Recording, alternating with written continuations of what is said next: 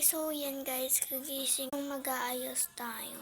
Kunin natin yung mga pang. Lalagyan ko muna ng pangkalambot yung kuha na tayo.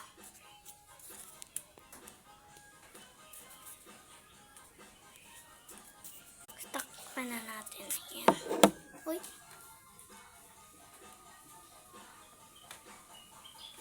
Yan na natin.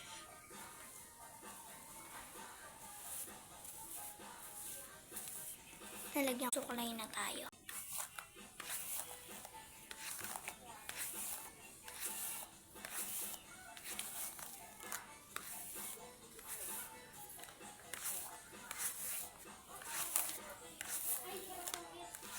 Guys, tignan nyo. Legit. Oh. Legit siya guys. Legit.